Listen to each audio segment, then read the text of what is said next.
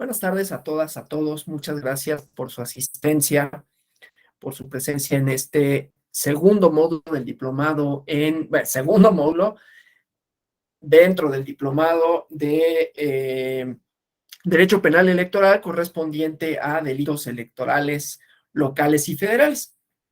Ahí vimos generalidades de los delitos contenidos en la Ley General de Delitos Electorales. Déjenme, ¿saben qué? Me voy a cambiar de lugar porque me parece que hay conexión un poco errática, digamos. Entonces eso luego genera algunas complicaciones que no tenemos por qué soportarlas teniendo un mejor lugar de conexión. Entonces, bueno, disculpas por esto, a veces sucede, sobre todo en las noches. No sé por qué razón exactamente, pero bueno. Entonces decía, ayer vimos algunas generalidades relativas a los delitos contenidos en la Ley General de Delitos Electorales. Y lo que nos atañe el día de hoy es una pregunta con una respuesta, desde luego, con relación a qué pasa con las entidades federativas. Si tenemos una ley general que establece los delitos, ¿pueden las legislaturas promulgar leyes, porque no sean legislaturas legislar, promulgar leyes con relación a delitos electorales, definir sus propios delitos electorales, ¿no? Entonces, vamos a hacer primero, voy a hacer una serie de comentarios relativos al artículo 116 constitucional para ver, ¿no? La tipificación, la problemática con relación a esto, porque si nosotros leemos aisladamente el inciso O de la fracción cuarta del artículo 116 constitucional, llegaríamos a la conclusión de que las entidades federativas, así como la Ciudad de México, según lo que dispone el artículo 122, apartado A, base 9 de la Constitución, cuentan con una amplia libertad configurativa en materia de delitos y faltas electorales. En su literalidad, este es el problema a resolver, ¿no? Y ahorita vamos a analizar una acción de inconstitucionalidad, que ayer les dije, 221/2020. Entonces, en su literalidad, este inciso señala que, de conformidad con las bases establecidas en la Constitución y las leyes generales en la materia, las constituciones y leyes de los estados en materia electoral garantizarán que, y esto lo leo, se tipifiquen los delitos y leyes de los estados en materia, perdón, se tipifiquen los delitos y determinen las faltas en materia electoral, así como las sanciones que por ellas deban imponerse. Inclusive, a partir de la reforma de 1996, que incorporó una disposición pues idéntica en el inciso I en ese momento, la libertad configurativa de las entidades federativas era tan amplia que quizás la cuestión jurídica más relevante consistía en determinar si había un mínimo constitucional exigible para el legislador local en esa materia. Pero a partir de la reforma de 2014, tanto el texto constitucional como las leyes generales, ¿no? Las leyes generales relevantes, que se aprobaron varias, ¿no? Ley general en materia de partidos políticos, ley general en materia de delitos electorales y así algunas otras leyes generales que tienen esta característica especial, ¿no? Que no son leyes federales, sino que establecen las bases mínimas para el contenido normativo. Y bueno, entonces decía, establecieron disposiciones que redujeron significativamente la libertad en ese sentido, libertad legislativa, libertad de configuración de enunciados jurídicos de las entidades federativas, sobre todo en lo que hace a la legislación de delitos electorales. En la práctica, los estados y la Ciudad de México, las entidades federativas y la Ciudad de México, juegan un papel muy limitado en la definición del contenido sustantivo del derecho penal electoral. Tanto la interpretación sistemática de las disposiciones constitucionales y legales relevantes, como la práctica de los operadores jurídicos muestran que la Ley General en materia de delitos electorales es la que define los tipos penales y las sanciones que resultan aplicables en el ámbito local. En esta reforma de 2014, todo este es el preámbulo, ¿no? De 2014, el artículo 73, fracción 21, inciso A de la Constitución, establece que es el Congreso de la Unión quien tiene la facultad para expedir las leyes generales que establezcan como mínimo, eso es importante porque es una característica de la ley general, ¿no? Establecer los mínimos, como mínimo los tipos penales y sus sanciones en diversas materias, incluida la electoral, ¿no? Se precisa que estas leyes generales contemplan la distribución de competencias y las formas de coordinación entre la federación, las entidades federativas y los municipios, cosa que está presente en la Ley General de Delitos Electorales relativo a la coordinación. Seguramente, ¿no? Lo vieron en la clase relativa a las fiscalías electorales, así como el análisis que hicieron muy pormenorizado de la Ley General de Delitos Electorales con maestro Daniel Díaz Cuevas, ¿no? Pero bueno, el chiste es que esta idea, ¿no? De la distribución de competencias, formas de coordinación entre la federación y las entidades federativas, ¿no?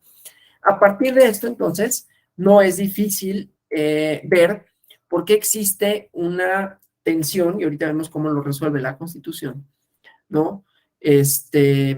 Cómo lo resuelve, perdón, la Suprema Corte de Justicia de la Nación, una clara tensión constitucional, porque está el inciso O de la fracción cuarta del 116 constitucional, que habla de la obligación de las entidades federativas para la legislación local en materia de delitos electorales, pero en el inciso A de la fracción 21 del artículo 73, así como en el transitorio segundo de la reforma de 2014, la obligación del Congreso para dictar leyes generales que tengan que establecer como mínimo los tipos penales electorales y sus sanciones. Entonces, la pregunta es si pueden las entidades federativas establecer tipos penales y sanciones en el ámbito local, a pesar de que existe una ley general, ¿no? Que por mandato constitucional tiene que contemplar un catálogo de tipos penales y sanciones, ¿no? En este sentido, en un principio, insisto, vamos a analizar la acción de inconstitucionalidad correspondiente, pero así planteado, no encontramos una respuesta a este interrogante en el desarrollo legislativo de la reforma constitucional de 2014. En la Ley General en materia de delitos electorales se establece un catálogo relativamente amplio de delitos electorales y sanciones, ¿no? Los artículos 5 al 20 bis, mañana y el día de pasado mañana, que es miércoles y jueves, verán todo lo relativo a la violencia política de género, ¿no? 20 bis, que tuvo esta reforma también de 2020 con relación a la expedición de otra serie de reformas, entre ellas la ley para regular el acceso de las mujeres a una libre de violencia. Creo que así se llama la ley, ¿no? Digo, con disculpas porque luego el nombre es un poquito largo y llega a olvidárseme si esa es la denominación exacta, pero fue una materia, fue una reforma en materia de paridad de género, entre otras cosas, y que también tuvo como punta de lanza la violencia política de género, y entonces se introdujo en la Ley General de Delitos Electorales el artículo 20 bis para todas las modalidades de comisión de violencia política de género en su vertiente penal, ¿no? Que como sabrán, lo dijimos ayer y lo referí en su momento, las sanciones, o en el caso de la violencia política de género, pueden tener varias consecuencias, ¿no? Se pueden seguir y se siguen procedimientos especiales sancionadores, dependiendo de sujetos, contenido, mensajes, ¿no? Para atender cuestiones relativas a violencia política de género, que pueden derivar en sanciones políticas, ¿no? En esta idea del padrón, ¿no? De personas sancionadas y que con ello una candidato que quisiera acceder a una candidatura, bueno, un funcionario político, política o persona que quisiera acceder a una candidatura, podría, estando en este listado, no acreditar el modo honesto de vivir, por ejemplo, ¿no? Pero este es una sanción de índole político-administrativa, ¿no? Que se sigue en un procedimiento, decía, un procedimiento sancionador y que tiene esa consecuencia, pero también puede suponer la comisión de un delito, la misma conducta. Ya habíamos visto esta parte, ¿no? Del concurso de figuras, aquí no diríamos el concurso de delitos, sino el concurso de figuras jurídicas que pueden prever para una misma conducta distintas sanciones, ¿no?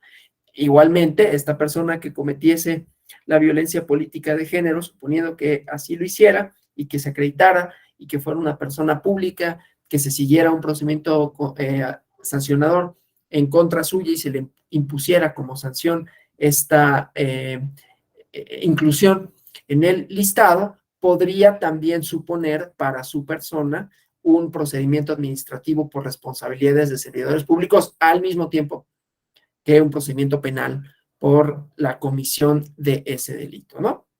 Obviamente, ahí habría que acreditar una serie de cosas para ver si se trató efectivamente de una modalidad u otra, ¿no? De un delito o únicamente de una sanción dirimible en el procedimiento sancionador, ¿no? Aunque una no excluya a la otra, ¿sí? No es esto de non bis in idem, porque no se está castigando por la misma vía, aunque se trate de la misma conducta, esta conducta, ¿no? Ni siquiera las sanciones son las mismas, vaya, ¿no? Bueno, eso solo para decir como decía, estas distintas posibilidades normativas, estas distintas sanciones, pero entonces regresando al tema, esto fue nada más por la cuestión de la violencia política de género, ¿no? Como un elemento adicional en donde se definen también delitos, ¿no? Bueno, el chiste es que en la Ley General en materia de delitos electorales, con los cambios que ha tenido a partir de la reforma de 2014, en 2020, esto de la violencia política de género, no hace referencia alguna a la imposibilidad de que las entidades federativas legislen en la materia. Inclusive hace una distribución de competencias, ¿no? De facultades para efecto de investigar, perseguir, sancionar los delitos electorales contemplados en la propia Ley General, los artículos 21 y 22, y en los artículos transitorios del decreto tampoco se dice gran cosa, ¿no? Solo se señala de manera genérica que deroga todas las disposiciones legales que se opongan a ese decreto, que los congresos de los estados y la Asamblea Legislativa procederán a hacer las reformas pertinentes en las leyes específicas y alguna otra cosa relativa a la armonía legislativa, ¿no? Entonces, a partir de esto, pensaríamos que hay dos opciones interpretativas, ¿sí? Primero, que la Ley General en materia de delitos electorales establece un catálogo único de delitos electorales, aplicable tanto al ámbito federal como al ámbito local, y que por lo tanto las entidades federativas no tienen ningún papel en la definición de los tipos penales electorales ni en sus sanciones. Esta interpretación tiene la ventaja de que se ajusta al contenido literal del artículo 73, fracción 21, inciso A de la Constitución, pero es contrario al texto constitucional según lo dispuesto en el inciso O de la fracción cuarta del 116.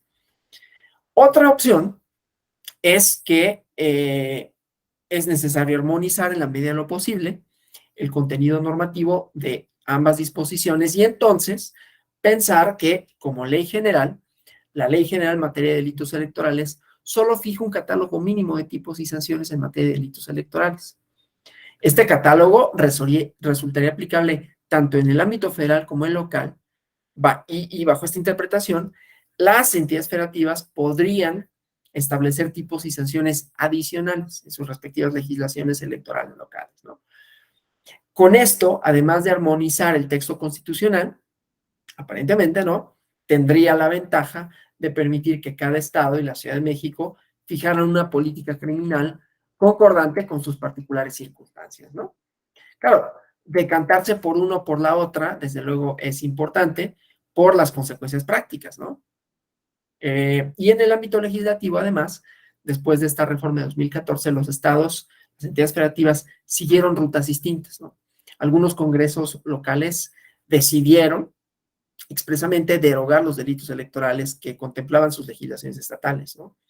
En Michoacán, por ejemplo, ¿no? Se reformó el Código Penal para derogar los artículos en donde estaban los tipos penales y sus sanciones y estableció que en materia de delitos electorales, ¿no? La investigación, persecución y procesamiento de estos se está lo dispuesto en la Ley General en materia de delitos electorales.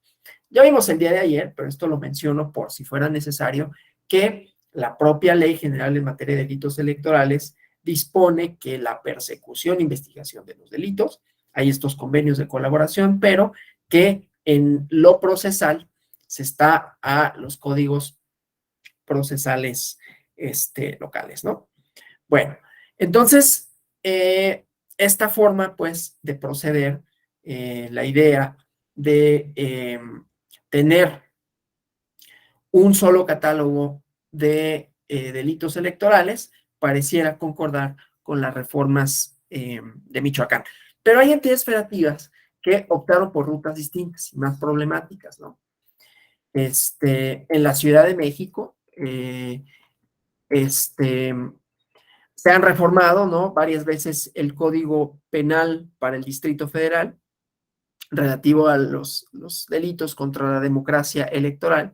Entonces, el Código Penal de la Ciudad de México contemplaba hasta hace relativamente poco tipos penales y sanciones que no necesariamente corresponden con los que contempla la Ley General en materia de delitos electorales, ¿no? Entonces, en este tipo de casos, cada opción interpretativa genera resultados distintos, ¿no? Si pensamos que debe de haber un catálogo único, entonces habría que considerar que el decreto que expidió la Ley General en materia de delitos electorales derogó todos los tipos penales electorales que contemplaba el Código Penal para la Ciudad de México, ¿no? El Distrito Federal, entonces. La interpretación del catálogo mínimo llevaría a considerar que los tipos penales locales no se contraponen o no se deben de contraponer a lo establecido con la Ley General en materia de delitos electorales, sino que son normas vigentes y válidas en el ámbito local.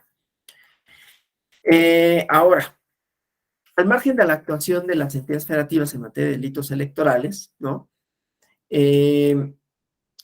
Lo cierto es que la posibilidad de actuación de las entidades federativas en esta materia se redujo, ¿no?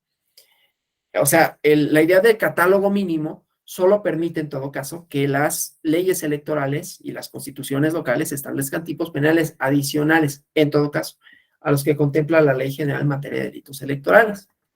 La libertad configurativa, ¿no?, de las entidades es más amplia cuando se trata de faltas electorales que no son de naturaleza penal, ¿no? Hay tipos, disposiciones constitucionales relevantes que van definiendo como los contornos de esta libertad, ¿no? Hay mandatos constitucionales que señalan directamente que los estados y la Ciudad de México deben regular y establecer cierto tipo de sanciones. El inciso J de la fracción cuarta del propio 116 de la Constitución, perdón, es que me entró este mensaje y señala que las legislaturas locales deben de fijar las reglas para las precampañas y campañas electorales de los partidos políticos y las sanciones para quienes las infrinjan, ¿no? La Constitución se limita a establecer un deber de legislar y las entidades federativas son las que fijan el contenido de estas regulaciones y sus sanciones. O sea, esto para decir que en el ámbito para establecer los ilícitos electorales, que no solamente son penales, vemos que hay como distintas vías, ¿no? Por un lado, cuando no se trata de la vía penal, parece que queda a salvo la libertad configurativa de las entidades federativas. Pero en tratándose de los delitos, entonces ahí tenemos problemas, ¿no? Bueno, entonces, eso, ¿no? Luego, la Constitución establece que el conocimiento, la sanción de algunas infracciones, corresponde al ámbito federal. Las violaciones a lo que establece la base tercera del párrafo segundo del artículo 41 constitucional, ¿no?, que contempla las reglas para los partidos y candidatos y su acceso a la comunicación social durante los procesos y fuera de estos, los procesos electorales locales y federales, la prohibición de difundir propaganda política o electoral que calumnie a las personas, la obligación de suspender la difusión de propaganda electoral. Ayer nos referíamos a este ámbito, ¿no?, de la idea de la voluntad popular, que se cuida, ¿no?, de distintas formas, una de las cuales es los procedimientos sancionadores, la idea del 134 constitucional, el 41, los límites temporales que fija cada uno y el otro, ¿no? Entonces, bueno, eso. Igualmente, ¿no?, esto que decía, la obligación de suspender la difusión de propaganda gubernamental en las campañas federales y locales. Y entonces, en el apartado de esta base, dice que las infracciones en estas materias se tienen que investigar mediante procedimientos expeditos por el Instituto Nacional Electoral y resueltas por el Tribunal Electoral del Poder Judicial de la Federación. Es el régimen sancionador de los procedimientos especiales sancionadores, ¿no? Por otro lado, la Constitución también abre la puerta para que mediante leyes generales el Congreso de la Unión legisle y fije competencias en materias relacionadas con faltas electorales. La reforma de 2014, al párrafo, a la fracción 29 U del artículo 73, señala que el Congreso está facultado para expedir leyes generales que distribuyan competencias entre la Federación y las entidades federativas en materias de partidos políticos, organismos electorales y procesos electorales, según las bases que prevé la propia Constitución. Y las fracciones 1 y 2 del transitorio segundo de esta reforma fijan elementos mínimos que deben contener estas leyes generales, ¿no? Por un lado, dice, la ley general que regule los partidos políticos nacionales y locales debe establecer procedimientos y sanciones aplicables al incumplimiento de sus obligaciones. Por otro lado, la ley general que regule los procedimientos electorales tiene que contemplar, entre otras, las sanciones que se aplican a la promoción de denuncias frívolas, las reglas, plazos, instancias y etapas procesales que sancionen violaciones en los procedimientos electorales, ¿no? Entonces, estos mandatos constitucionales que están concretados en la Ley General de Partidos Políticos, en la Ley General de Instituciones y Procedimientos Electorales, pues están ahí como planteadas, no necesariamente de manera perfecta, porque hacen remisión a la posibilidad de establecerlos en otra legislación. Por ejemplo, la Ley General de Partidos Políticos establece las obligaciones de los partidos políticos en varias materias, ¿no? Pero no desarrolla un sistema que regule competencias, procedimientos, sanciones aplicables en caso de que los partidos incumplan sus obligaciones. La Ley General de Instituciones y Procedimientos Electorales, por su parte, sí desarrolla algunos de los elementos que dispone este transitorio segundo de la reforma de 2014. Entonces, por un lado, desarrolla un catálogo de sujetos, conductas sancionables, sanciones, reglas, plazos, instancias, etapas, ¿no?, de los procedimientos tramitados y resueltos por órganos de ámbito nacional y federal, el procedimiento sancionador ordinario, el procedimiento especial sancionador, ¿no? Y esta misma ley establece para el ámbito local una serie de bases mínimas para que las entidades federativas regulen sus procedimientos sancionadores, ¿no? La clasificación de los procedimientos ordinarios y especiales, los sujetos y conductas sancionables, las reglas de inicio, de tramitación, etcétera, ¿no? El procedimiento para dictar expedientes y las reglas para las denuncias frívolas. Entonces, la cosa es preguntarse, y vamos a responderlo a partir de la acción de inconstitucionalidad que revisaremos, el margen con que cuentan los estados y la Ciudad de México para establecer faltas y sanciones electorales, ¿no? En este caso, parecería pues que la libertad configurativa de las entidades federativas es más amplia, ¿no? Aunque la Ley General de Instituciones y Procedimientos Electorales fija sujetos, conductas sancionables y sanciones, entre los cuales se encuentran, ¿no?, el incumplimiento de las obligaciones que contempla la Ley General de Partidos Políticos. El artículo 73 constitucional, el transitorio segundo de la reforma electoral 2014 y la propia LEGIPE no establecen que debe aplicarse tanto en el ámbito federal como en el local, ¿no? Entonces, pareciera que este catálogo solo se aplica a los procedimientos federales y que las entidades federativas tienen la libertad para fijar sujetos, faltas y sanciones electorales, ¿no? Entonces, bueno, eso con relación a una posible interpretación del 116, y entonces voy a presentar aquí un PowerPoint, ¿no?, para irle dando seguimiento a lo que voy a exponer a continuación relativo a la acción de inconstitucionalidad 290, 290/2020, ¿no? Los aspectos más relevantes, ¿no?, es, como vemos aquí, la naturaleza penal de la norma penal electoral. Ya lo había referido ayer.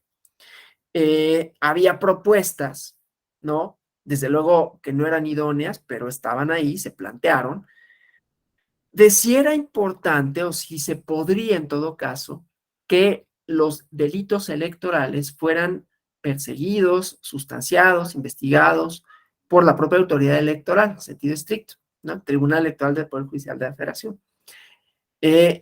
En ese caso, no se planteó que no lo conociera la FEPADE o la FEDE, o sea, la investigación, ni las carpetas, ni las averiguaciones, ¿no? Sino que la resolución jurisdiccional recayese en las autoridades jurisdiccionales del Tribunal Electoral. ¿Cuál era el problema con esto? Pues que la naturaleza del delito, ¿no? Es penal. Se trata de una falta contemplada en la legislación penal y aunque toca al campo electoral, ayer vimos algunos de los elementos, esos elementos de discernimiento son propios del derecho penal.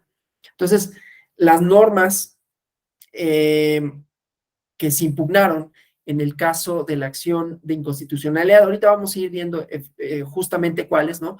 Pero ahorita damos una serie de preámbulos, regulan delitos electorales, ¿no? O sea, la naturaleza de estas normas son penales. El hecho de que ciertos actos se cometan dentro de los procesos electorales y sean tipificados como delitos, no quiere decir que no se rijan por los principios de la materia penal, ¿sí? O sea, aquí volvemos a los ámbitos temporales y espaciales, lo vimos ayer, ¿no? Las diferencias entre sujetos, entre posibilidades de comisión de los delitos, dependiendo de la calidad de los sujetos. Algunos estaban restringidos a temporalidades específicas, ¿no? Delitos que se cometen, que solo pueden cometerse en la jornada electoral, otros que no, retener la credencial, por ejemplo, no tiene ese elemento, pero sí alterar, ¿no? No sé, el debido funcionamiento de las casillas, instalarla en un lugar distinto al que en donde tendría que haberse instalado, ¿no? Que tiene un elemento subjetivo también de funcionarios electorales, y así sucesivamente. El chiste es que tenga posibilidades temporales para su comisión no afecta la naturaleza misma del tipo penal, ¿no? O sea, siguen siendo delitos. Entonces, pues, el hecho de que en el ejercicio de la potestad punitiva del Estado se establezcan delitos que su descripción típica, o sea, la conducta que establece el enunciado penal, el tipo penal, ¿no? Que es el que describe los elementos de la conducta, se refiera a comportamientos que perturban las instituciones democráticas. Ya vimos algunos de los bienes jurídicos tutelados, inclusive en cada uno, bueno, no en cada uno, en las generalidades de los tipos, ¿no?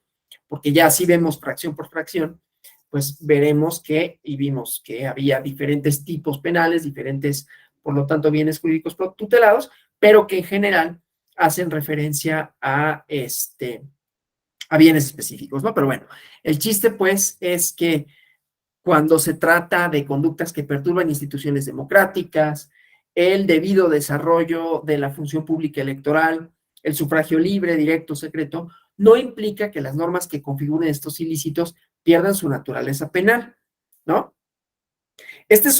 Lo que estoy hablando, ¿no? Son aspectos relevantes de esta acción de inconstitucionalidad, ¿sí?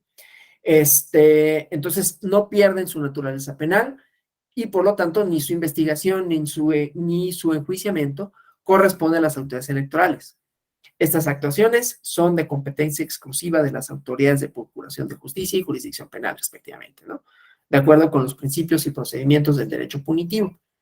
Bueno, entonces, volvemos a la distinción entre la sanción electoral y la sanción penal, ¿no? Y dice la sentencia relativa a la acción de inconstitucionalidad 290-2020, que las correspondientes indagatorias, cuando se trata de delitos electorales, se confían en las fiscalías especializadas, locales y federal, y esto reafirma que no deben confundirse los bienes jurídicos protegidos por la legislación electoral, ¿no? Que se identifican con valores fundamentales de la democracia, con la normativa que la protege de conductas que meritan un castigo de mayor gravedad, ¿no? Cuando las situaciones de naturaleza administrativa resultaron insuficientes para disuadirlas, por lo que el último recurso es la sede penal. Esto lo vimos no solo cuando diferenciamos la norma administrativa y la norma penal, sus alcances, su naturaleza, sino igualmente cuando en las primeras clases veíamos cuáles eran los efectos de la sanción una y otra, ¿no? En la teoría penal, supuestamente, o una de las escuelas penales, pensaría, una escuela penal ligada a la racionalidad instrumental, de la que yo siempre me aparto, pero la menciono, ¿no? Para ir recapitulando una serie de cosas, porque todas estas, pues, tienen fundamentos, digamos, teóricos, ¿no? No solo son la parte técnica de los bienes jurídicos protegidos, la distribución de competencias y la posibilidad o no de definir conductas penales por parte de las entidades federativas, sino cómo todo eso se va ligando a lo que han visto a lo largo de este diplomado, ¿no? Entonces decía, una escuela penal que piensa que la norma penal tiene un efecto disuasorio, ¿no? Por las consecuencias de derecho que se derivan de la norma penal, entonces catalogar a una conducta como punitiva tendría un efecto disuasorio mayor, ¿no? Que una que fuera meramente administrativa. Ya vimos en su momento que esto también tiene otras implicaciones, ¿no? Del derecho que contraviene a la sociedad y el derecho que contraviene normas de convivencia, que tampoco está como que no necesariamente completa y absolutamente claro, pero entonces esto supondría que elevar a delito una determinada conducta tendría un efecto disuasorio, ¿no? Desde luego que no es así, pero es una propuesta, ¿sí? Por las consecuencias de derecho que se derivan de una o de la otra. Si hoy tenemos tiempo todavía, que no estoy muy seguro que vaya a verlo, vamos a ver algo relativo a las penas, ¿no? Y a su racionalidad, las contenidas en la Ley General de Delitos Electorales. Un comentario breve. Bueno, entonces, estas ideas, ¿no? Entonces, bueno, el fiscal general, en esta acción de inconstitucional, el fiscal general de la República, impugnó una serie de reformas del Código Penal de San Luis Potosí y consideraba que violentaban el marco de atribuciones conferido al Congreso de la Unión por el artículo 73, fracción 21, inciso A de la Constitución.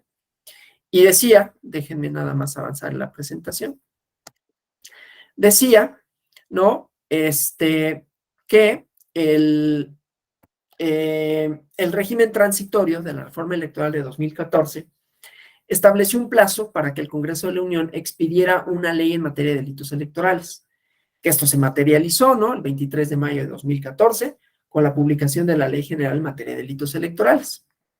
Esta ley tiene por objeto establecer los tipos penales, sanciones, distribución de competencias, coordinación, el objetivo de la ley, que ya vieron con el maestro Daniel Díaz Cuevas, ¿no? Que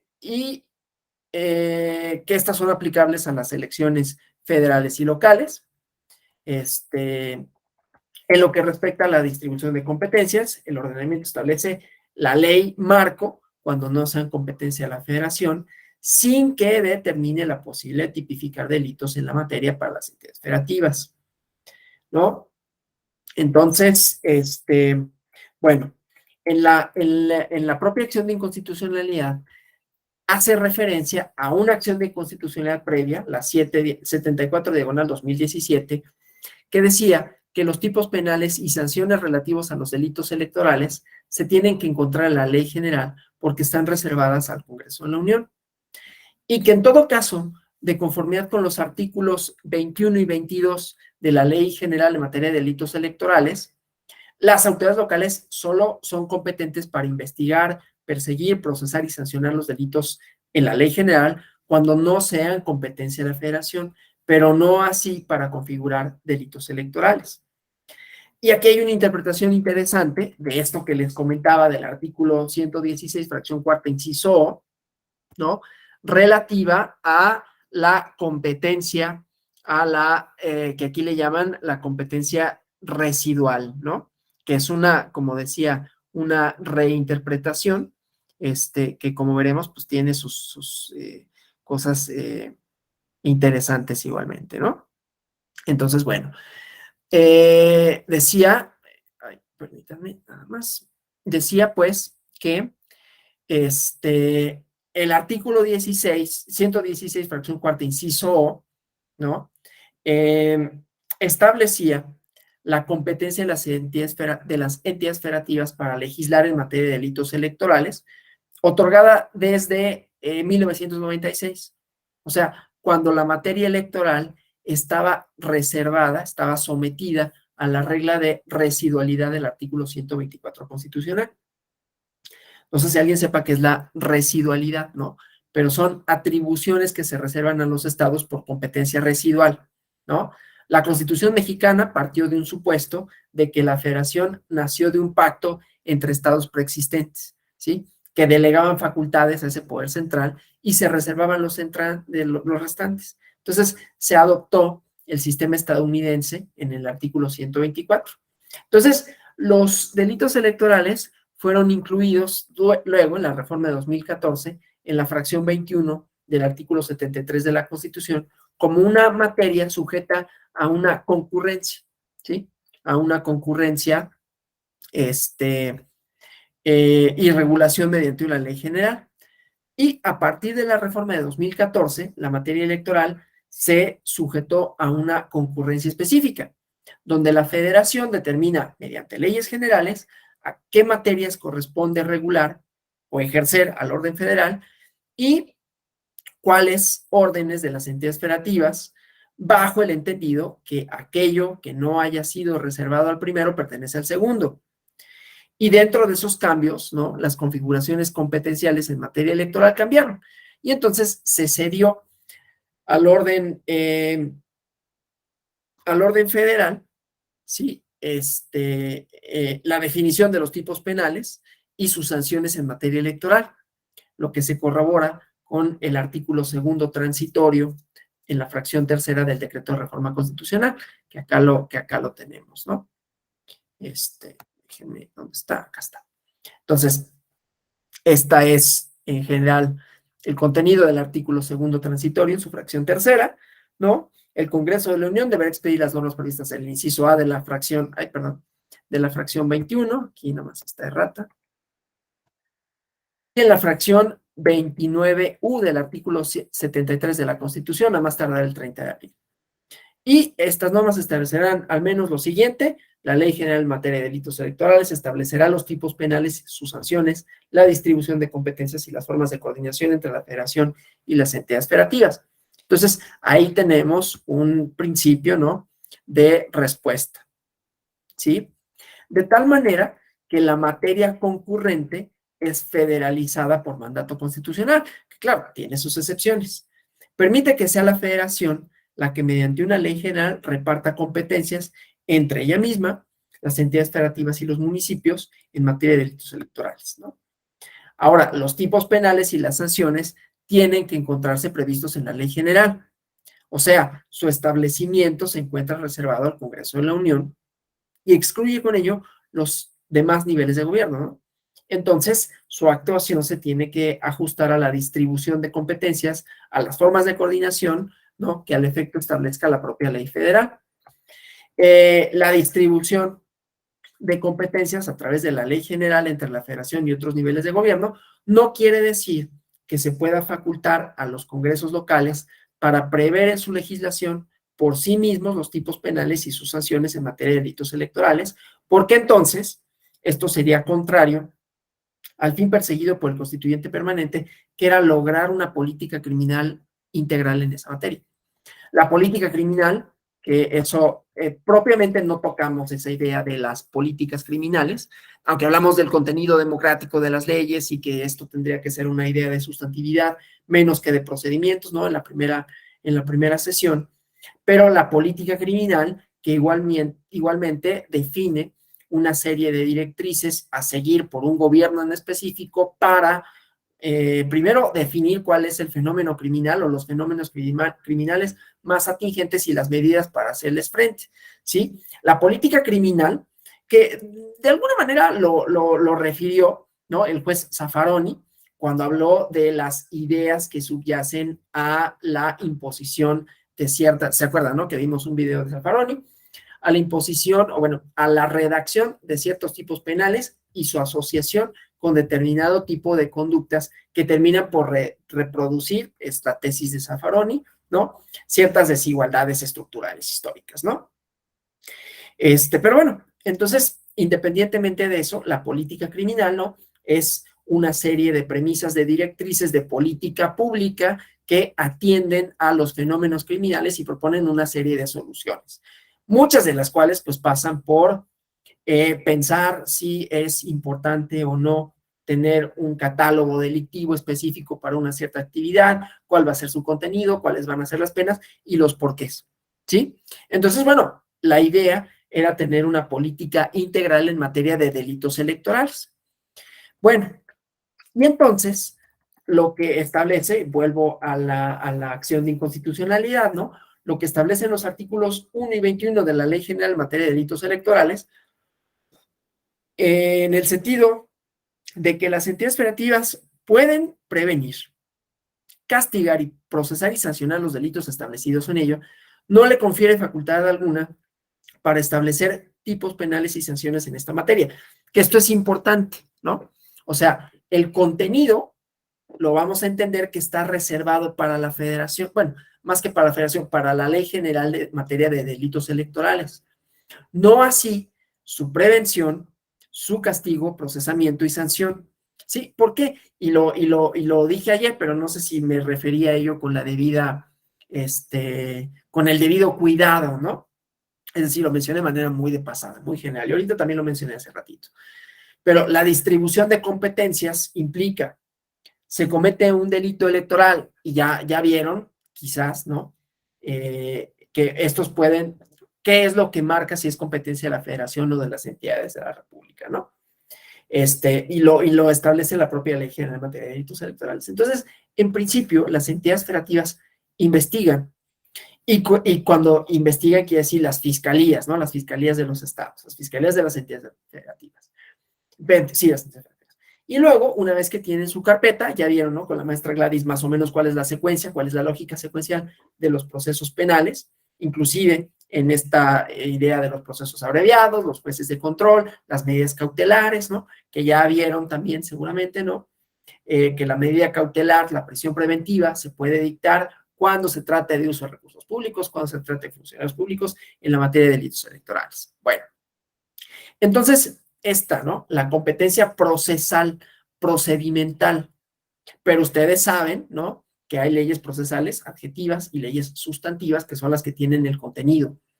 Y en este caso son las que definen los tipos penales. Ya no nos metamos si es democrático o no el contenido, que esa es otra pregunta con otra respuesta, ¿sí? Y cómo delimitar si el contenido es democrático o no, lo vimos en su momento, ¿no? Hacer especie de pregunta del tipo de relaciones sociales que se fomentan, reproducen, legitiman, ¿no? Y a quienes, en todo caso, apunta. Y para eso también pues habría que hacer un análisis de la política criminal, pero bueno. Entonces, el contenido sustantivo de la norma penal, es decir, la definición de los tipos de las conductas que serán sancionables, lo establece la ley general y también las sanciones. Pero las sanciones se materializan, así como los delitos se persiguen, ¿no? Se definen, se persiguen y se castigan por una autoridad concreta que son los poderes judiciales y las fiscalías, pues acá lo mismo, ¿no? Las sanciones las materializa, en todo caso, la contenida en la Ley General en materia de delitos electorales, los poderes locales. Entonces, ahí es donde tenemos estos dos ámbitos competenciales, ¿no? Bueno, entonces, la idea, pues, aquí es las leyes generales rigen para todos los delitos electorales en toda la República, de manera tal que los congresos locales no pueden definir tipos penales propios, ¿sí? Bueno, y entonces, en el caso de algunos de los artículos impugnados, déjenme avanzar en la presentación, algunos de los artículos impugnados en esta acción de inconstitucionalidad tenían el contenido siguiente, ¿sí? Y vamos aquí a lo establecido, ¿no? El artículo 365 del Código Penal Local incluye dentro de los sujetos activos de los delitos electorales a funcionarios partidistas, precandidatos, organizadores de campaña y ministros de culto religioso. Y va más allá de lo que establecía la propia ley general. Eso no quiere decir que los estados entonces puedan hacer su propia ley como si fuera una calca de la ley general en materia de delitos electorales, ¿no? O sea, no tienen la facultad, aun si se tratase de la misma ley. ¿Por qué? Pues porque la podrían reformar en todo caso, ¿no? El chiste es que si no la puedes expedir, no la puedes reformar, aunque sea la misma, porque si la reformas ya no va a ser la misma. No sé si me explique, ¿no? Pero entonces, bueno, algunos de los problemas que tenía la ley local, ¿no? El Código Penal local, y que contrariaba al contenido de la Ley General en materia de delitos electorales, ¿no? no está como demasiado nítido en este caso, pero aquí vemos, ¿no? O sea, este era el texto anterior, luego la reforma y introduce, o sea, este era el texto anterior, independientemente de el contenido de la Ley General en materia de delitos electorales, pero fue reformado y entonces aquí agrega, ¿no? Agrega una serie de cosas, ¿sí? Estos elementos subjetivos que ya había referido, ¿no? El artículo 367 incorpora, supuestos específicos de sanción a servidores públicos, modifica la sanción además para establecer que además de la pena señalada por la comisión de un delito electoral, se impone la inhabilitación para cumplir un empleo, cargo o comisión en el servicio público de 2 a 6 años. Todo esto pues va más allá, ¿sí? Ay, déjenme avanzar en la presentación, perdón. Este es el que les decía, ¿no? El artículo 367. El artículo 369, bueno, aquí está, ¿no? Entonces, el artículo 369 modifica la sanción pecuniaria del delito de dolo en la emisión del voto, la disminuye, ¿no? Que originalmente era de 60 a 300 días del valor de la unidad en medida de actualización y la reforma la reduce de 50 a 100 días de dicho valor. En el artículo 371, ¿no? Dentro del delito de violaciones al proceso electoral, se incluyen a los funcionarios partidistas y se adicionan supuestos, ¿no? Realizar funciones electorales que no le hayan sido encomendadas. La abstención de rendir cuentas o realizar la comprobación de la justificación de los gastos de campaña ordinarios. Vimos ayer el tipo penal específico, ¿no? Gastos en eventos proselitistas de campaña o algún partido político, coalición, agrupación política, una vez que hubiera sido legalmente requerido para tal efecto. Igualmente, ¿no? El ocultamiento, la alteración o negación de la información que le sea legalmente requerida, la utilización de facturas, documentos, etcétera, ¿no? Pero todos estos modifican sanciones, ¿no? Que originalmente eran de 3 meses a 5 años de prisión, la sanción pecuniaria igualmente reformada. Y bueno, el chiste es que estos son algunos, ¿no? De los artículos, desde luego no es la totalidad de ellos, ¿no? Aquí viene estos otros, ¿sí? Pero inciden en alguno de los elementos de los tipos penales relativos a diversos delitos electorales, ¿no? Se refieren a la acción o omisión, al bien jurídico protegido, a los sujetos activo-pasivo, ¿no? Ciertas calidades específicas de los sujetos activos o pasivos, el objeto material, los medios utilizados, las circunstancias del lugar, tiempo y modo, ocasión, elementos normativos, subjetivos específicos, ¿no? Y repercuten en muchos casos la sanción correspondiente a las conductas que consideró que configuran este ilícito. Y entonces, estos preceptos, ¿no? Tienen elementos que su legislación o para cuya legislación es competencia exclusiva del Congreso de la Unión, ¿no? Por lo tanto, son violatorios al artículo 16 y 73, fracción 21 de la Constitución, y se declara la invalidez de estos artículos, ¿no? 365, 66, fracciones 1 a la 10, 367, 69, párrafo último, 70, 370, 71, 72, bueno, hasta el 76 del Código Penal local, ¿no? Vamos a ver algunos criterios, estos se los voy a proyectar, algunos criterios relevantes, son tesis, ¿no?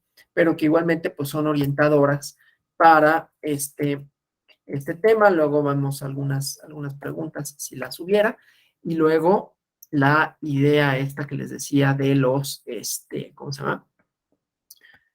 De las penalidades y su racionalidad. Entonces déjenme proyectarles la tesis,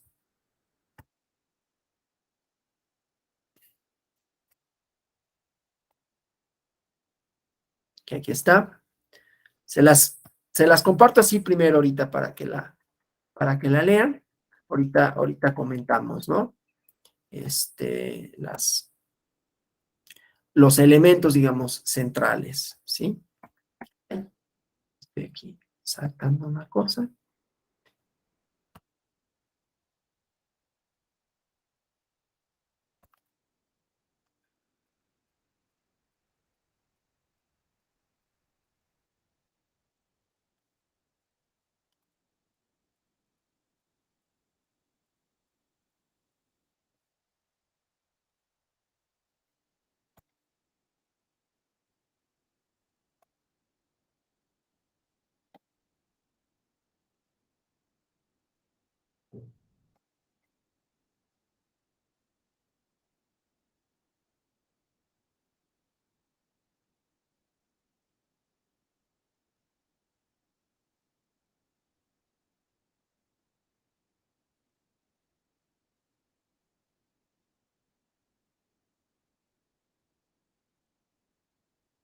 Bueno, entonces esta tesis, ¿no? Que les digo es, sobre todo, tiene este carácter orientador. Y entonces, la idea de los delitos electorales, ya vimos el contenido específico, ¿no? La fracción primera del artículo 13, la expedición ilícita de credenciales para votar con fotografía, y aquí la competencia, que era lo que me interesaba sobre todo, ¿no? O sea, ¿por qué es competente aquí el juez federal? Y entonces dice, la formación del padrón, ¿no? La expedición de credenciales son del Registro Federal de Electores, es una atribución de la federación, ¿sí? Y entonces su hipótesis, ¿no? De participar en la expedición ilícita con fotografía ante la comisión del ilícito, se acredita, se actualiza la hipótesis contenida en este artículo y la fracción segunda de esto, ¿no? Cuando son cometidos durante un proceso penal federal o cuando se actualiza alguna de las reglas de competencia previstas en la ley orgánica de la ley orgánica del Poder Judicial de la Federación, que en esta fracción establece esto, ¿no? Son delitos de orden federal. Ay, espérenme, ¿cuál era la que decía? Inciso E. Vamos al inciso E. Aquellos en que la federación sea sujeto pasivo. ¿Por qué? Pues porque la expedición de la credencial para votar, pues es una competencia de la federación. No hay mayor tema, ¿no? Esto nada más, te decía, son tesis orientadoras que nos ayudan a delimitar competencias, ¿sí? Competencias no para la definición de los delitos, sino para su conocimiento y sanción, ¿sí? Bueno, entonces, déjenme pasarles otro criterio y ahorita ya concluimos con la parte de la pena, las penas y su racionalidad. Es todo un tema también para la cuestión de la democracia en cualquiera de sus dos vertientes, ¿no? Déjenme compartir acá.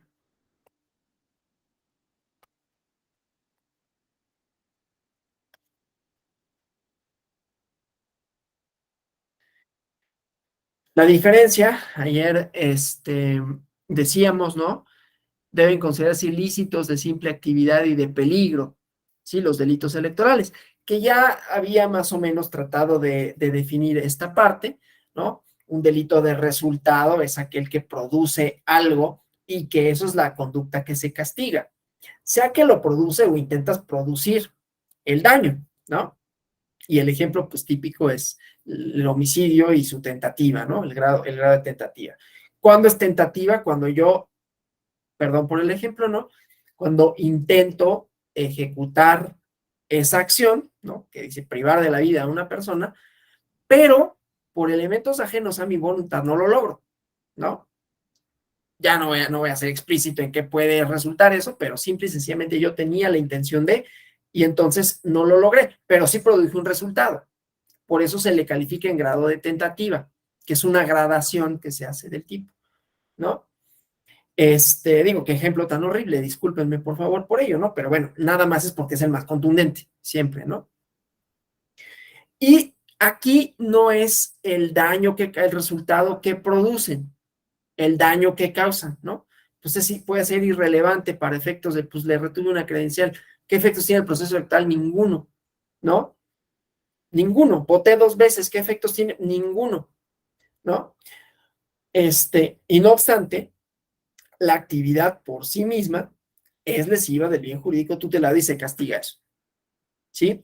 Entonces, como el bien jurídico protegido por los delitos electorales es la adecuada función electoral, y yo aquí me iría un poquito más lejos, ¿no? Es las instituciones democráticas y con ello la voluntad popular. Pero bueno, la adecuada función electoral como medio para que se exprese la voluntad popular, ¿no? Y entonces, no es necesario, como dice aquí, un resultado material, ¿no? Que se haya atacado la libertad de ejercer el sufragio de las personas a quienes se les recabó sus credenciales de elector. Es más, ni siquiera, y eso lo vimos, es necesario que esto, la retención de la credencial, suponga una contraprestación o que se pida a cambio de algo, ¿no? Te retengo tu credencial para que no seas beneficiario de un o bueno, para asegurarme que votes en un sentido y que entonces puedas seguir siendo beneficiario de un programa, sino que es independientemente de eso. El mero hecho de retener la credencial es por sí mismo, configura todos los elementos del tipo, ¿sí? Entonces, bueno, nada más eso, ¿no? Los delitos electorales, dice, deben considerarse de simple actividad y no resultado, porque se agota, y como vieron, ¿no? Ayer, cada uno de los delitos que analizamos, decíamos, se agota en el mismo momento en que el injusto penal lleva a cabo la acción.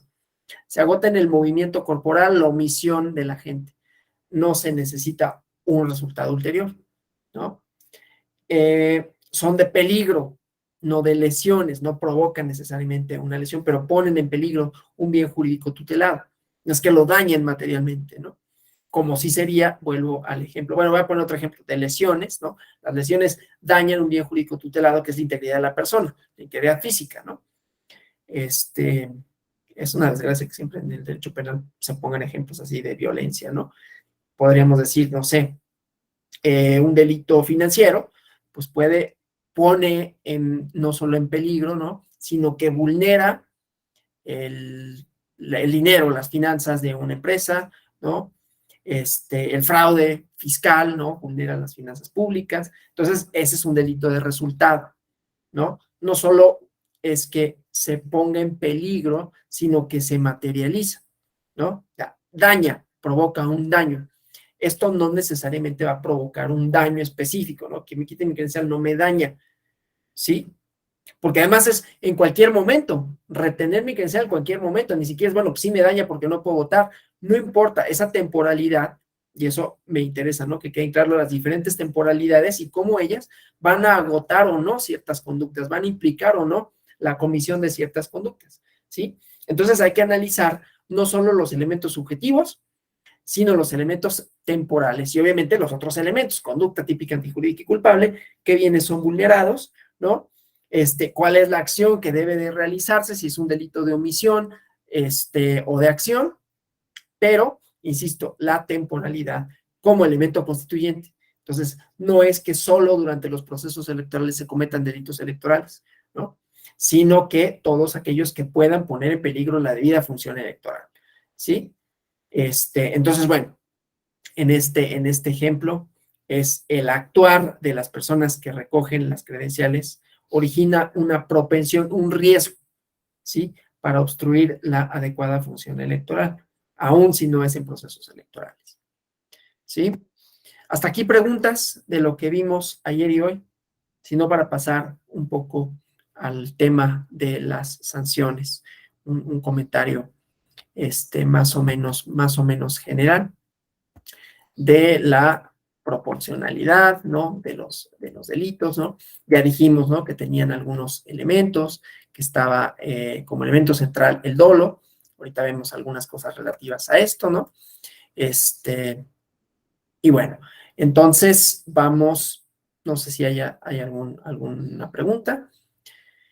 Si no, vamos a este último tema relativo, como decía, a los delitos electorales, las penas y su proporcionalidad, ¿no? Entonces, bueno, la teoría del bien jurídico, como ustedes saben, considera que el objetivo del derecho penal es proteger bienes jurídicos, ¿no? Sí, wow, ¿no? La teoría del bien jurídico propone esto. Entonces, es importante que las circunstancias, que las finalidades que son benéficas, útiles a las personas para el desarrollo, para el funcionamiento del propio Estado, se definan, ¿no? Entonces, la razón de ser del orden jurídico en los estados democráticos, pues es esta, ¿no? Definir una serie de valores, de bienes colectivos, en este caso relativos al funcionamiento de las instituciones democráticas, para que nos permitan tener resultados ciertos y sin mediaciones indebidas, ¿no? Bueno, esta finalidad para ser legítima, pues tiene restricciones constitucionales, ¿no? Etcétera. Entonces, bueno, con todo y las restricciones, ¿no? La trascendencia de los bienes jurídicos protegidos por los delitos electorales es un factor de ponderación, ¿no? Y que hace necesaria la instauración de penas que sean adecuadas, suficientes, necesarias para inhibir las conductas delictivas y que el ejercicio signifique una verdadera protección de los bienes jurídicos. Entonces, la pregunta, ¿no? Bueno, primero la pregunta es si la pena y el número, o sea, la pena en términos cuantitativos, y esto quiere decirlo, el número de años de prisión que pueda suponer la pena, tiene una relación directa, una, con el bien jurídico tutelado, y dos, o debe de tenerla, y cómo lo determinamos, y dos, si ese factor cuantitativo está relacionado igualmente, ¿no?, con la conducta y su peligrosidad para el orden jurídico democrático, ¿sí? Y la tercera sería la hipótesis de, bueno, y es necesario, en todo caso, establecer penas más altas para obtener resultados óptimos, ¿sí? O sea, ¿se trata de un problema cuantitativo, sí o no? ¿No? Vamos a decirlo para plantearlo en términos generales. La pena y su racionalidad, y ahorita vamos a ver la cuestión de los castigos electorales, es un criterio cuantitativo, es decir, el número de años que se establezca incide en los bienes, se relaciona, perdón, con los bienes jurídicos tutelados, con la conducta como un peligro, como una amenaza para la democracia, y en todo caso, sería racional disminuir o aumentar el número de años, ¿sí? Entonces, por su penalidad, los delitos electorales, salvo algunos, no son considerados como graves. Entonces, hay quienes dicen, hay una contradicción en relación con lo que pueden opinar especialistas en derecho electoral, ¿no? Que dicen, pues, ¿cómo no va a ser un delito grave aquellos que tutelen, ¿no?, los comicios, ¿no?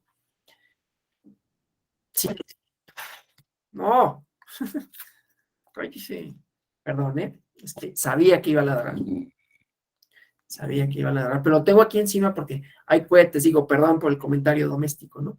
Pero hay cohetes aquí y entonces la verdad es que se pone un poquito mal y pues no puedo sino tenerlo aquí un poquito de compañero porque aquí donde yo vivo, en su casa en Coyoacán, sí tiene ese grave efecto. Bueno, pero sí no me gusta que ladre porque además de que ahorita me asustó, pero me distrae.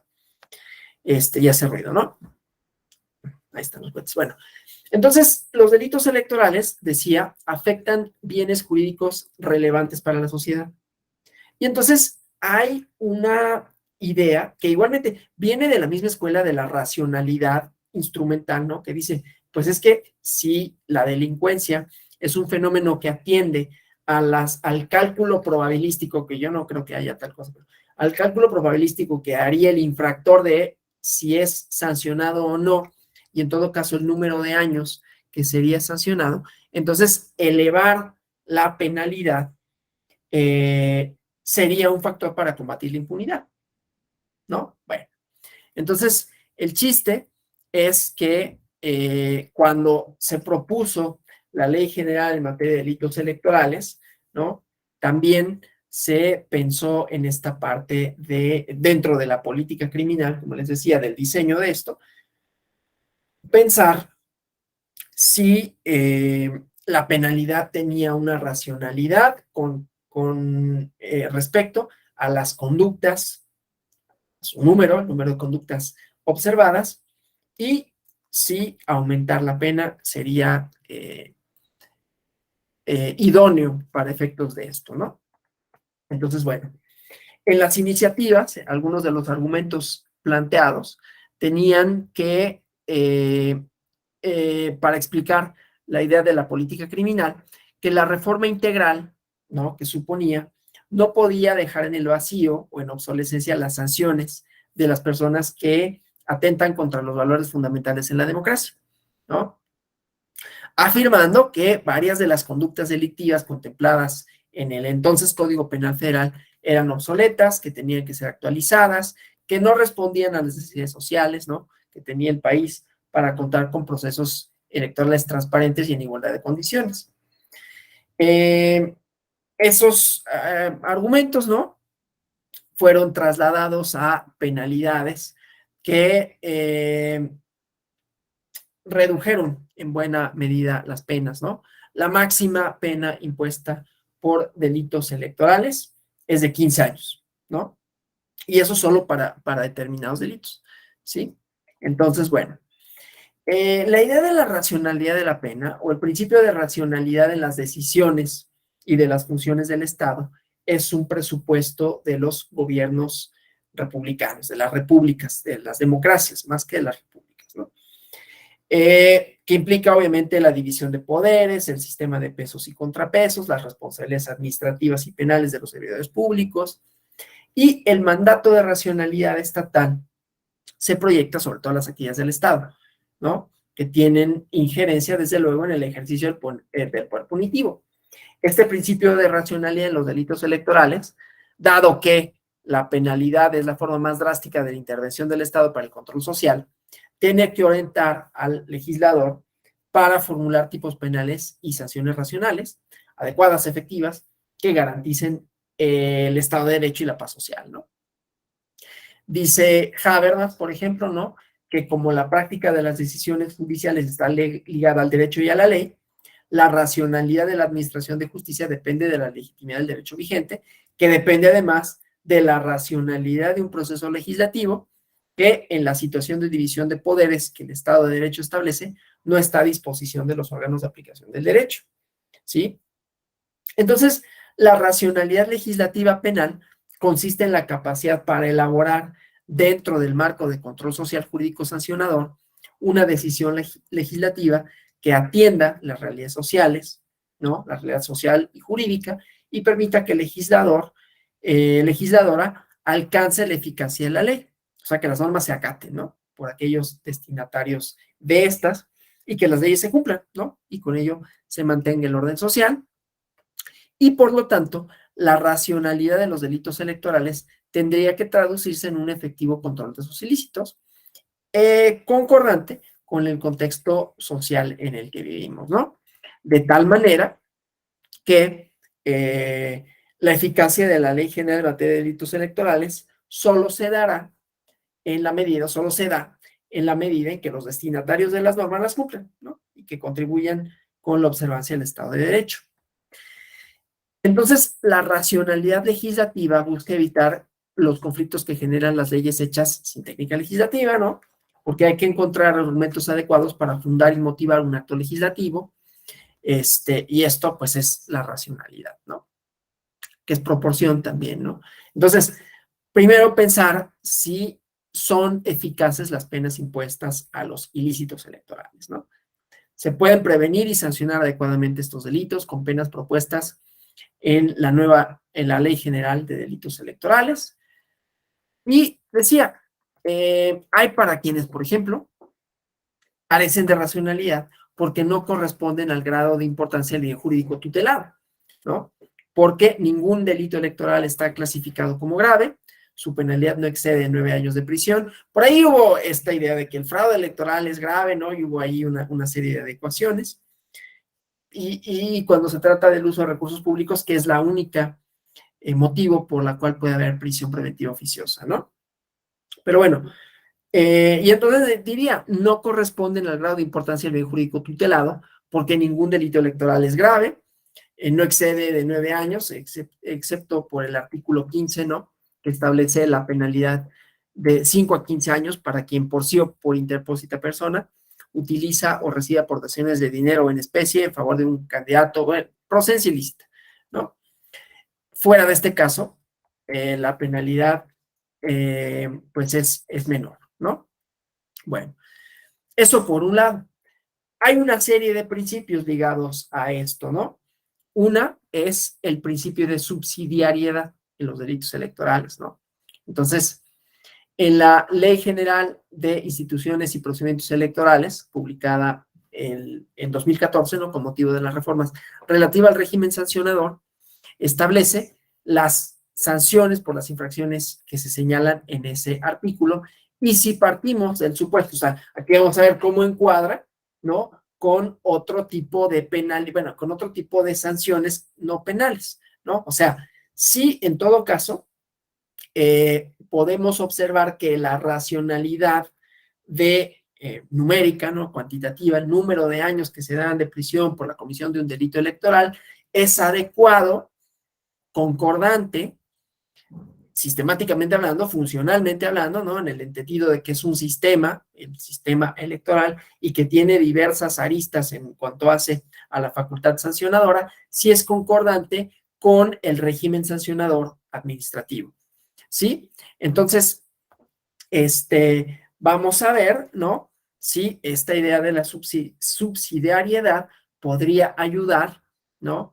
A, en la medida de lo posible, entendido que el derecho penal es la última ratio, ¿no? Es el último recurso, si pudiera ayudar a que funcionase de manera adecuada el régimen electoral sin necesidad de llegar a las penas penales, digamos, ¿no? Bueno, entonces, el principio de subsidiariedad implica que el Estado agota los medios menos lesivos, ¿no?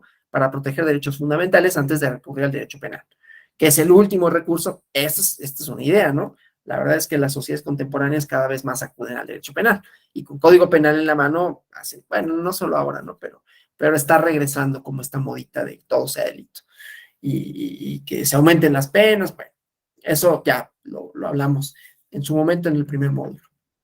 Decía pues, se percibe pues que las sanciones impuestas a las infracciones cometidas en las disposiciones electorales son más lesivas que las penas impuestas a los delitos electorales en la ley general, porque las multas para partidos políticos, agrupaciones políticas, ciudadanos, dirigentes y afiliados a partidos políticos pueden ser hasta 10,000 días de salario mínimo general vigente, y para personas morales, concesionarias de radio y televisión, hasta 100,000 días, ¿no? En lo pecuniario.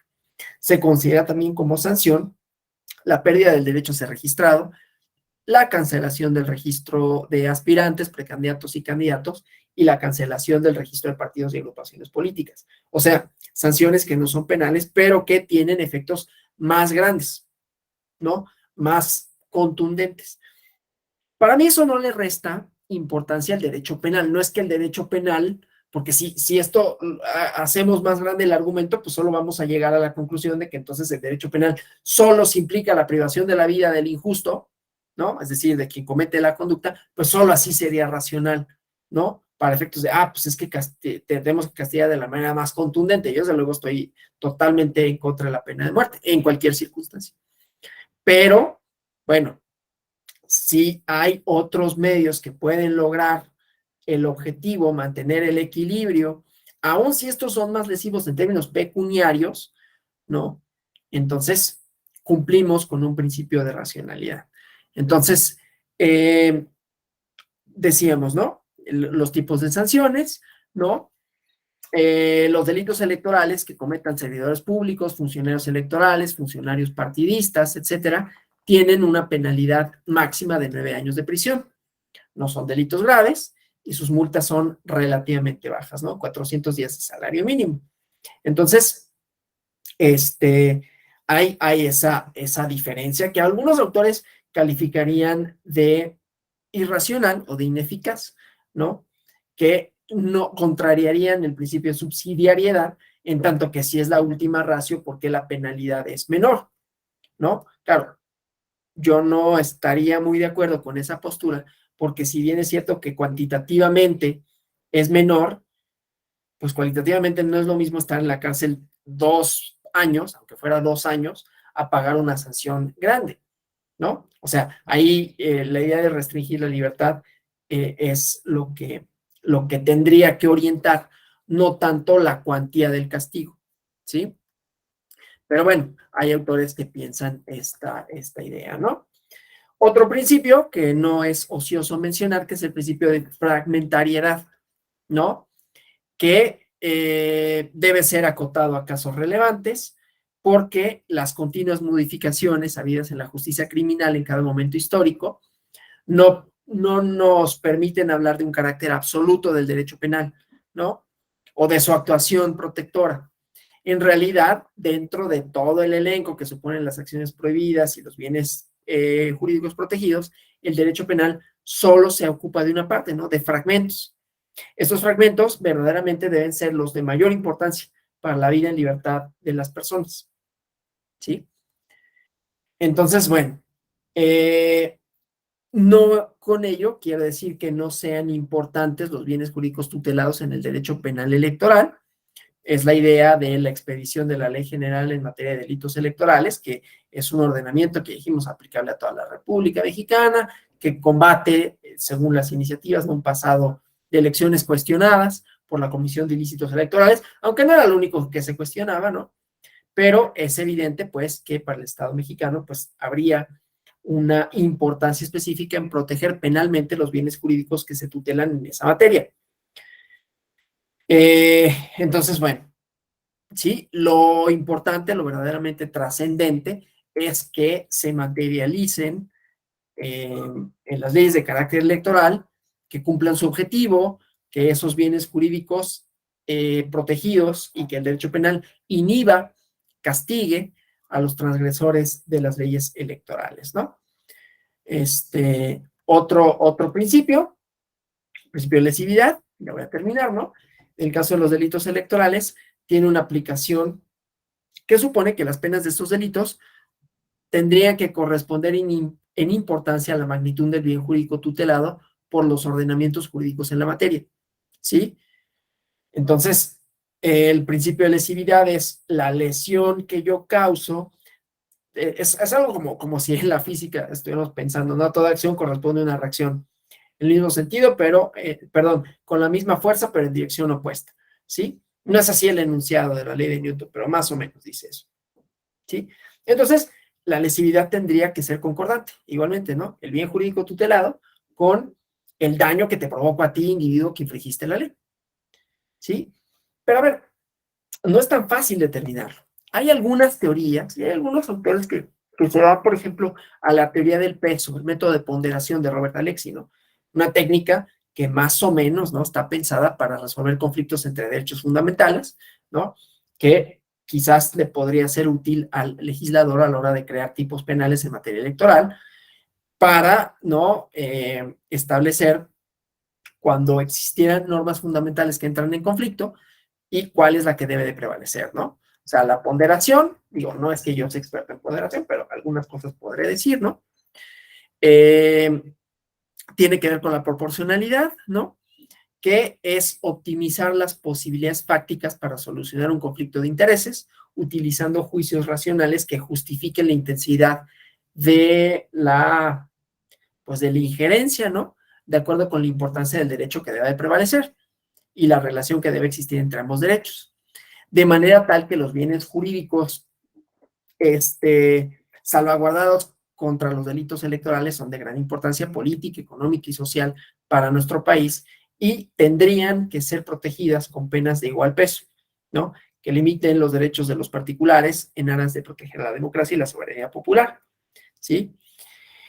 Esto nos llevaría a pensar, pues si son bienes protegidos, bienes jurídicos tutelados de esta magnitud, entonces tendríamos que aumentar las penas. Yo no necesariamente estoy de acuerdo con eso, porque las penas por sí mismas, ¿no? No, bueno, yo decía, ¿no? Hay escuelas que orientan las políticas criminales, una de las cuales es la escuela de la racionalidad, ¿no? Y entonces, a partir de esta sería como el cálculo de probabilidad que hace el injusto o el potencial injusto de qué tanto le afectaría la comisión de un delito. Primero, qué tan probable es que lo persigan o no, que ese es un problema que es ajeno a la proporcionalidad de la pena, ¿no? Y segundo, pues en todo caso, bueno, y si me castigan, ¿cuál es el castigo? Es una idea que ha permeado mucho en la opinión pública para todo el ejercicio del poder punitivo del Estado, ¿no? Nos encontramos con ideas tales como, en Estados Unidos la gente no infringe la ley de tránsito, habría que ver algunos de los programas hasta de televisión, para que sí los infringen a cada rato, ¿no? Pero bueno, allá sí respetan la ley, no es cierto, allá sí respetan la ley porque allá sí te castigan. Y además no solo te castiga, sino te sale muy caro, ¿no? Entonces, más te conviene. Habrá que ver que los juzgados de allá también están bastante llenos, ¿no? Como para pensar que, pues, si todos cumplen la ley, ¿por qué hay tantos procedimientos, no? Y tantas personas con probation y con libertad bajo palabra y tantas encarceladas, que también tiene sus aristas de la política criminal. Esto solo para decir que la racionalidad de la pena no es algo que se pueda derivar como si fuese una ecuación matemática. Así como tampoco, y lo establecimos desde el principio, la definición de un delito no es obvia, no es lógica, ¿no? Hay conductas que han sido definidas como delitos y han sido descriminalizadas por circunstancias específicas, ¿no? Circunstancias políticas. Ha habido delitos políticos, ¿no? Disolución social, por ejemplo, que se aplicaba para todas aquellas personas que pudieran representar un enemigo para la nación, y con eso se daban vuelo, ¿no? En los años más autoritarios, yo no, pues, alguien que distribuyera un panfletito que traía una imagen del Che Guevara y dijera gobierno represor, podían acusarlo de disolución social. Digo, para poner un ejemplo, ¿no? Ese, por ejemplo, se lo impusieron a Pablo Gómez, ¿no? Que ahora es el titular de la UIF, pero en su momento le impusieron ese tipo penal. Era una política criminal, desde luego, eminentemente represiva. Aquí el carácter, insisto, de la proporcionalidad de la pena no es necesariamente, ¿no?, una idea de que si no hay penas altas y si no hay delitos graves, entonces vamos a tener situaciones de impunidad y entonces el derecho penal no sirve.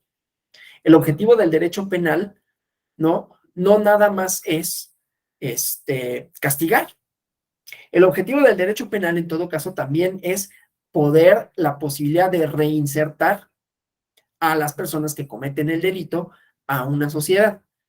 Y desde luego, tener, o sea, ya hablando de racionalidad por mera lógica, tener a más personas más tiempo en prisión hace que sea más difícil la consecución de esa tarea, ¿sí? Eso, desde luego, pertenece a una escuela crítica de la penalidad como solución, ¿no? Una escuela crítica de la racionalidad también, racionalidad instrumental con relación a esto, ¿no? De manera tal que ni siquiera sería eficaz si es que, para mí, insisto, la principal función del derecho electoral, del derecho penal ni siquiera es el castigo por sí mismo, sino la reinserción. Tiene que haber un castigo, desde luego, ¿no? Pero el castigo tiene una finalidad, no termina ahí, ¿no? No termina con meter a la cárcel a una persona, sino que se pueda reinsertar y pueda volver a convivir en sociedad, ¿no? Bueno, pues yo hasta aquí, no sé si haya preguntas, comentarios que deseen formular con relación a lo visto ayer, con relación a la acción de inconstitucionalidad, con relación a algunos de los comentarios que hice relativos a las penas. ¿Todo claro? Sí, Ruth Karina Andraca. Gracias, Alonso. Buenas noches a todos. Dentro de tu exposición, en algunos momentos hablaste de lo que es el fraude electoral. Digo, desde mi punto de vista, me parece que actualmente es una conducta típica. Pero digo, dentro de la Ley General en materia de delitos electorales, ¿hay alguna conducta que pueda ser constitutiva de fraude electoral? Sí, lo que pasa es que, a ver, vamos al fraude genérico, ¿no? Vamos a, mire, esto salió así y entonces déjenme, les pongo aquí fraude, ¿no? Fraude, bueno, vamos a ver, fraude, Código Penal Federal, ¿sí? Entonces, aquí estamos.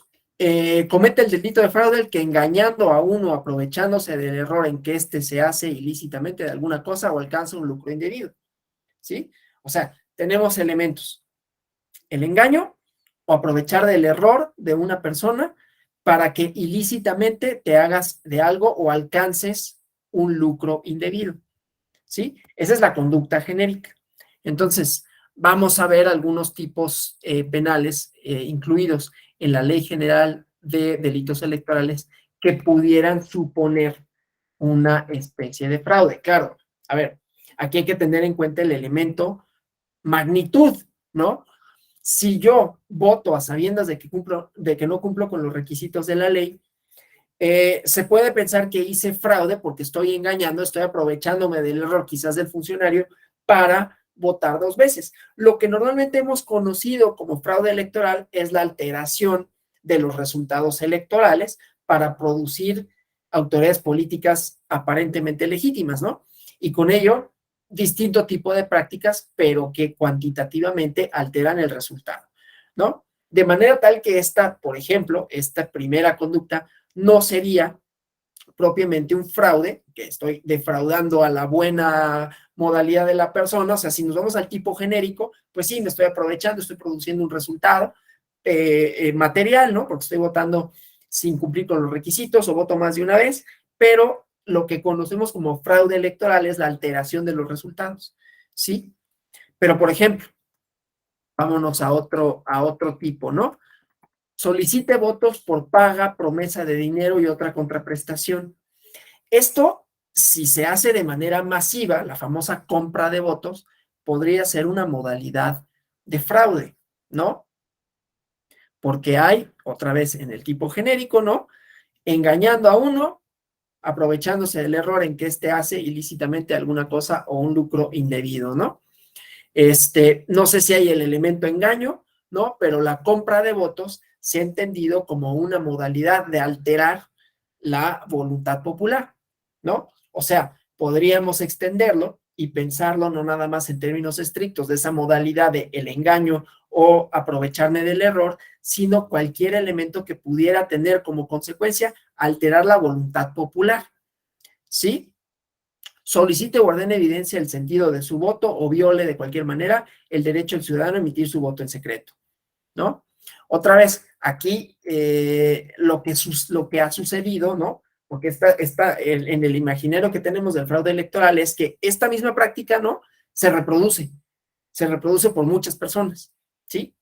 Lo conocemos anecdóticamente, ¿sí? De que personas que están afuera y que le cambian la boleta y que le dan una boleta anteriormente tachada y entonces van y le ponen esa boleta y tienen que regresar una boleta en blanco y así sucesivamente, que creo que le llaman carrusel. Ni sé bien cómo se llaman estas cosas, ¿no? Pero todo este tipo de operaciones a gran escala que en un momento dado tendría como consecuencia alterar la voluntad popular, ¿no? ¿Qué más? Bueno, para esta, se apodere, destruya, altere, posea, adquiera, comercialice, suministre de manera ilegal equipos o insumos necesarios para la elaboración de credenciales para votar. Igualmente, si, lo que pasa es que lo que conocemos otra vez generalmente como fraude electoral es la alteración de la voluntad popular, ¿sí? ¿Qué otro podríamos pensar? Vamos a ver a funcionarios electorales o funcionarios públicos, ¿no? En esta no. Perdón, me llama la atención, pero ¿no estaríamos aplicando por analogía un tipo penal a un tipo especial? No, porque no se señala taxa de fraude electoral. El fraude electoral es una denominación genérica, casi de opinión pública. Así es. No te van a perseguir por fraude electoral, te van a perseguir por la conducta específica. Lo que pasa es que el fraude electoral, insisto, se ha entendido como una manera de alterar la voluntad popular, pero si la pregunta específica es, técnicamente está definido el Código Penal, no. Hay conductas que podríamos pensar dentro de nuestro imaginario que constituyen fraude electoral, no se denominan así penalmente. Penalmente no está denominado como tal el fraude electoral. ¿Sí? Aunque se le conozca así a distinto tipo de conductas que pueden llevar a resultados inciertos o resultados indebidos. Pero no, a nadie se le aplica una sanción por fraude electoral porque no existe. Y sí, claro, si se le impusiera una sanción por ello, estaríamos haciendo una analogía y por lo tanto violando el principio de no hay pena sin ley, ¿no? O de reserva de ley, si gusta. Teníamos otra mano levantada, creo. Ah, sí, Alfonso Díaz. Sí, buenas noches. Precisamente uno de los libros que nos compartió la FGR hablan acerca de eso. Dice en la obra que nos hicieron favor de regalarnos, Avances del sufragio efectivo frente al fraude electoral en México. Sí. Y efectivamente, o sea, se considera fraude y toda la ciudadanía, al conocer de un delito electoral, ellos no saben y dicen hubo fraude. Entonces, pero típicamente el delito de fraude no existe en nuestra legislación electoral como Sí, tal, no. fraude, ni genérico ni específico. Únicamente se toma como el concepto de fraude. Así es. Como para descifrar la conducta de engañar Así a es. las autoridades electorales o al funcionario. O de engañar a la voluntad popular. Así es. Entonces, lo que sucede aquí es la maquinación que hace el activo del delito para, Así es. para afectar el bien jurídico protegido tutelado. Y de esta manera, pues, afecta el proceso electoral, la libertad y la autenticidad del proceso electoral, que es lo que se protege con este derecho electoral. Sí, sí, excelente. Muchas gracias. Cuestiones competenciales, conflicto de competencia. El número de tesis, a ver, sí, les repito los números de tesis. Denme nada más un segundo. Les voy a dar las dos tesis, ¿no? Para que las tengan. Los apuntes, ¿no? Los puedo compartir. La primera tesis es bueno, mira, aquí se las pongo. Es una tesis aislada, ¿eh? Es un conflicto competencial, hablando de 9 diagonal 2018, ¿sí? Suscitado entre los juzgados 12º de distrito de procesos federales y 8º penal de delitos no graves. Y aquí viene el rubro. Digo, lo que pasa es que la tesis tiene un registro ahí, pero aquí se las comparto.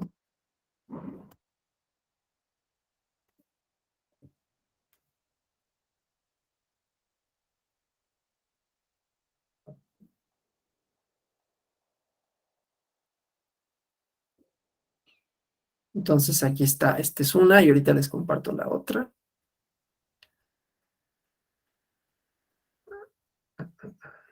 ¿Y nos podrías compartir también el número de acción de inconstitucionalidad? 290 diagonal 2020. Gracias.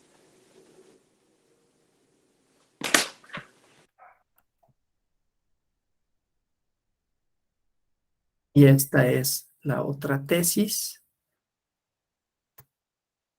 relativa al amparo en revisión 59. Ahorita se las pongo acá.